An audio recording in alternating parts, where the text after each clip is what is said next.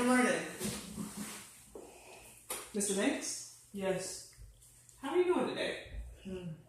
Alright, call me in the office and we'll get right started with you. You can have a seat right here. So, Mr. Banks, what brings you here today? Well, as you know, I went to the social service, to get training. Didn't quite work out? No, I forgot my birth certificate and I didn't quite understand what they was asking me. Okay, well, that, always happens. Usually when I go to the DMV, I forget my birth certificate, so I miss out on a lot of opportunities because I forget my birth certificate. So it's no problem. And by the way, my name is Tiana. I'll be your social worker for today. I work for the Pittsburgh Department of Social Services. Are you familiar with our programs? No. Oh, yes, food stamps. Okay, food stamps. So food stamps meaning SNAP benefits? Yes, ma'am. All right, SNAP benefits. Okay, so you're familiar with that. I hope you're pleased with that department of the social services. I hope you're pleased with that department. One thing also is that we offer more than just SNAP and TANF and WIC. You probably hear about those. But we offer a lot of other things. We offer job placement. We offer heating and cooling assistance. So if you ever need help during the summer when it's too hot, or winter when it's too cold and you need heat or you need AC, we help and give you vouchers to help you pay that off. We help with housing. We help with child care. We help with transportation. We help for basically all the things that a human would need, like the basic human needs. So you're pretty familiar with that now. So, Mr. Banks, can you start off by telling me a little bit about yourself? I'm 45 years old. I have a wife. I have 6 kids and a baby granddaughter. Living in the farm. My mother-in-law gave me. I haven't been working since last summer. Winter time is tough. I'm unemployed and barely have money to support me and my family. Okay. So, you mentioned that you live on a farm that your grandmother gave you, right? My mother-in-law. Your mother-in-law. So, what is your relationship like with your mother-in-law for her to give you, do that gesture for you? Because a lot of mother-in-laws, not a lot of people like their mother-in-law. So, what's your relationship like with her? Me and my mother-in-law is very close. She understands how I'm going through. I'm trying my best. It is, during winter time, the crops doesn't go in, winter time. So we don't have money to feed my kids, but on food stamps. Okay. So it seems like a lot of your money comes in during the harvest season. So it's like when it's warmer, when you're able to grow crops. So you're not a cattle farmer. You don't deal with animals. You just deal with crops. And your income is heavily dependent on that. Okay, that's great to know. So you have 6 kids and a baby granddaughter living with you. What's the housing situation like? The housing situation. That's a good question. Pretty tight. We don't have television. We don't get newspaper or anything. Just out in the country, out of nowhere. So I would say it's pretty isolated. You're to yourself. Your social worker previously told me that this is a really long commute for you. It's 20 miles here and back. How are you doing it?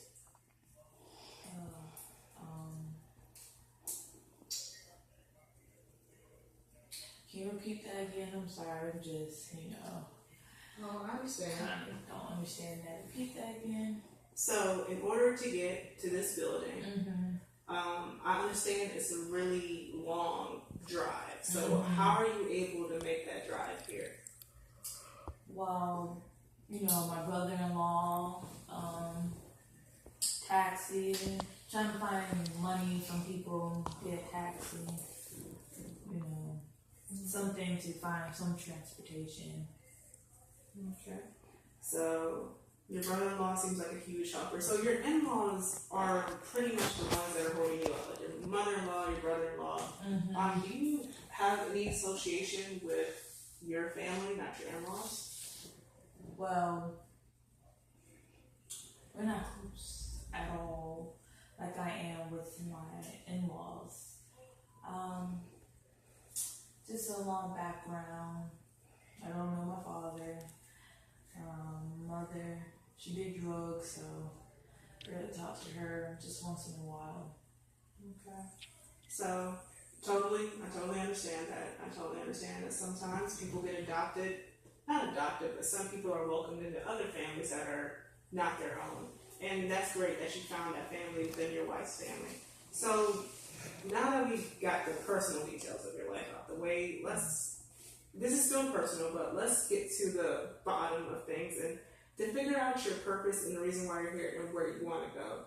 So you mentioned earlier that, your education is not up to par with the job market. Yeah, my reading and writing. Reading and writing? Yeah, I know a little bit of reading and writing. A little bit of reading and writing. Mm-hmm. So what grade did you stop going to school or at all? Did you stop going to school or did you have, learning disability?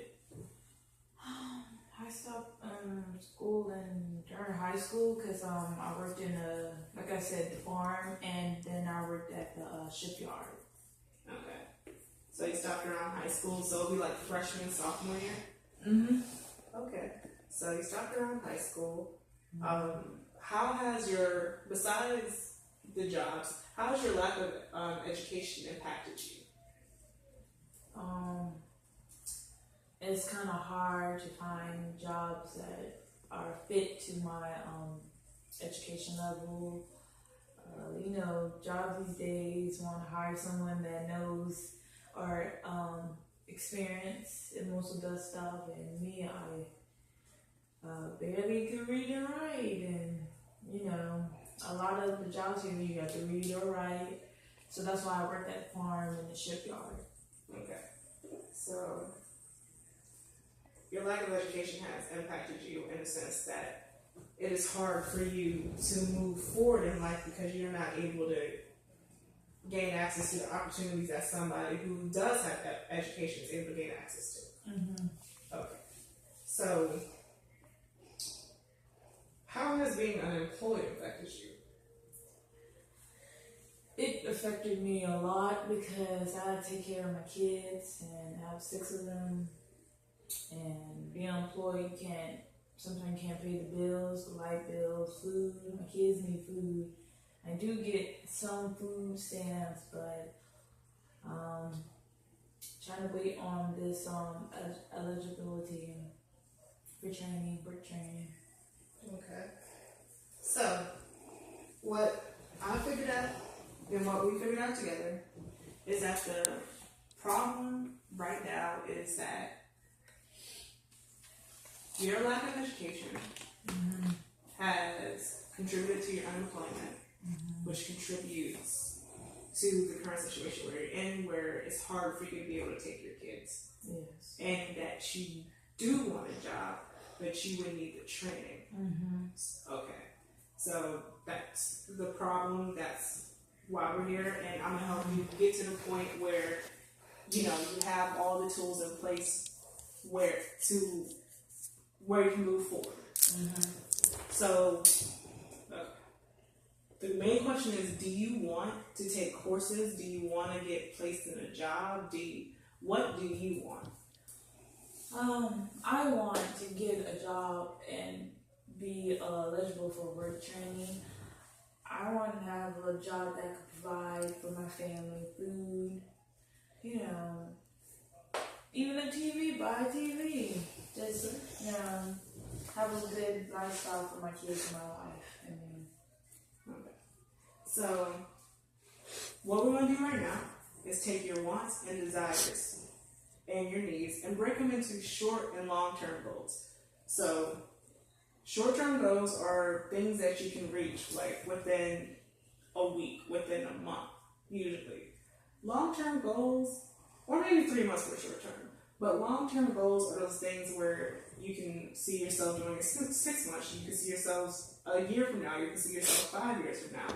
So what we're going to do is find out your short and long-term goals, and then work to find a solution that centers around that. Okay? So for the short term, we'll give you, let's say, 3 months. So what do you see yourself doing in 3 months? For a short-term goal? Yeah, for your short-term goals, Mr. Banks. Step by step, starting learning more of writing and reading. But that will come along for my long-term goals too. Hey, they can be interchangeable. Like you getting more education could be a short-term goal, because one of them could be you could register for classes to start on your path for education. So that's a good one. Continue. Another short-term, I would probably say, try to, with the work training, I hope I get eligible soon. Just step by step, work hard and stuff. For the long-term goal, be employed, learn how to read and write more, get a good job, and fortunately save up money for my kids to go to college. Okay. You seem to want the best for your kids. You were talking about sending them to college. I do. Okay. That's nice to hear.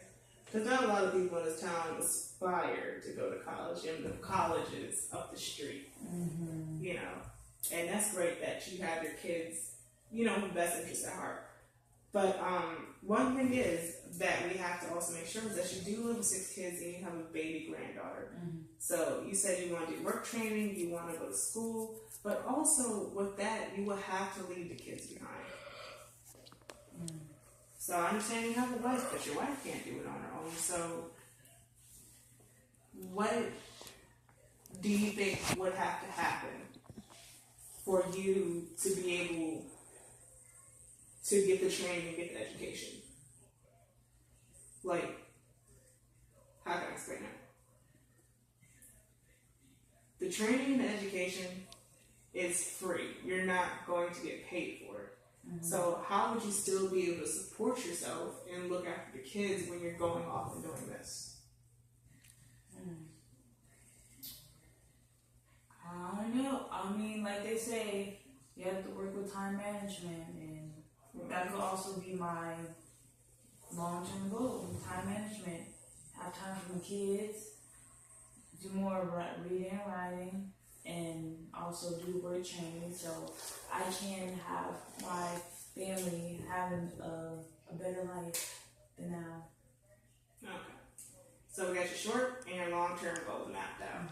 And it seems from the look of things that you are clear, and you're clear-cut about what you want. You want to get educated, you want to get a job, you want to start a college fund for your kids, and you just want to go out and live a beautiful and successful life, which is great to hear. That's awesome to hear. So what we need to do, this is not I hand you a business card and you call multiple people type of problem. This is a problem that's going to take time. This is a problem that's going to take resources, and this is a problem where it's going to take a lot of introspection, you looking into yourself and, finding out things about yourself to make you a better person. So I'm not going to be like the other workers that you ran into, where we just give you an application, tell you to sit down and call you in 2 weeks.